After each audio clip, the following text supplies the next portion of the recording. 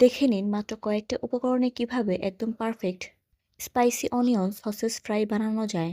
শুরু থেকে শেষ পর্যন্ত পুরো প্রসেস দেখাচ্ছি। আজ আমি বানাচ্ছি স্পাইসি অনিয়ন সসেস ফ্রাই। খুবই সিম্পল রেসিপি কিন্তু টেস্ট একদম ব্যালেন্সড। উপকরণ হিসেবে নিয়েছি চিকেন সসেস, পেঁয়াজ কুচি, কাঁচামরিচ কুচি, আদা বাটা, রসুন বাটা, সয়া সস, টমেটো কেচাপ, গোলমরিচ গুঁড়ো আর মাখন। প্রথমে সসেসগুলো নিজের পছন্দ মতো স্লাইস করে কেটে নিয়েছি। খুব পাতলা না আবার বেশি মোটা না, মাঝারি সাইজ রাখলে ফ্রাই করলে ভালো লাগে। এবার চুলায় প্যান বসিয়ে দিচ্ছি। প্যান গরম হলে এতে মাখন দিচ্ছি। চাইলে তেলও ব্যবহার করতে পারেন, কিন্তু মাখন দিলে ফ্লেভারটা একটু রিচ আসে। মাখন গলে গেলে পেঁয়াজ কুচি আর কাঁচামরিচ কুচি দিয়ে দিচ্ছি। এখন মাঝারি আঁচে ভাজবো। পেঁয়াজ একদম ব্রাউন না, শুধু নরম আর হালকা গোল্ডেন হওয়া পর্যন্ত ভেজে নিচ্ছি। এখন আদা বাটা আর রসুন বাটা দিয়ে দিচ্ছি। এখানে আঁচ একটু কমিয়ে নিন। কাঁচা গন্ধ পুরোপুরি চলে যাওয়া পর্যন্ত নাড়তে থাকুন।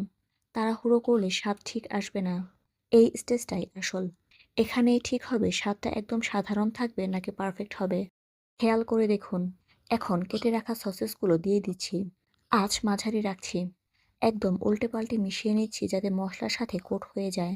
সসেস আগে থেকেই রান্না করা থাকে, তাই বেশি সময় লাগবে না। কিন্তু হালকা সোনালি করে ভেজে নিলে টেক্সচার অনেক ভালো হয়। এই সময়ে প্যানে ভিড় করবেন না। এক লেয়ারে রাখলে সুন্দর কালার আসবে। এখন দিচ্ছি সয়া সস, খুব বেশি না, কারণ সয়া সসে লবণ থাকে। তারপর টমেটো কেচাপ। এটা ঝাল আর নোনার সাথে একটু ব্যালেন্স এনে দেয়। সবশেষে গোলমরিচ গুঁড়া দিয়ে দিচ্ছি। এখন আঁচ হাই করে 1 থেকে 2 মিনিট দ্রুত নাড়তে হবে। এখানে পানি দেওয়া যাবে না। ড্রাই ফ্রাইড রাইট রাখলেই ভালো লাগবে। মিশ্রণটা ঘন হয়ে আসলে বুঝবেন রেডি। চুলা বন্ধ করে নামিয়ে নিচ্ছি। এভাবে খুব সহজেই তৈরি হয়ে গেল স্পাইসি অনিয়ন সসেস ফ্রাই। গরম গরম পরিবেশন করুন আর একবার বানিয়ে দেখুন। স্বাদটা নিজেই বুঝে যাবেন। প্লেটে তুলে নিয়েছি।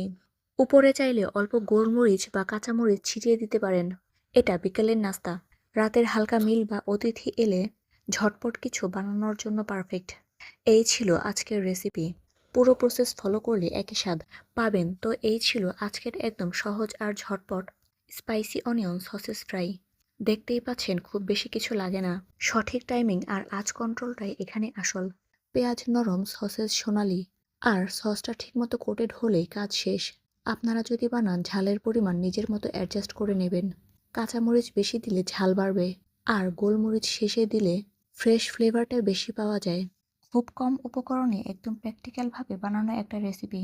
আপনারা যারা নিয়মিত রান্না করেন তারা জানেন এই ধরনের দ্রুত রেসিপি হাতে থাকলে অনেক সময় বাঁচে। তাই একবার বানিয়ে দেখে কেমন হয়েছে জানাতে ভুলবেন না। আপনাদের বাসায় যদি এই রেসিপিটা ট্রাই করেন, স্বাদ কেমন হলো বা নিজেরা কোনো ছোট পরিবর্তন করলে সেটাও শেয়ার করতে পারেন। আপনাদের আইডিয়া থেকে অনেক সময় নতুন রেসিপির ভাবনা আসে। সাথেই থাকুন।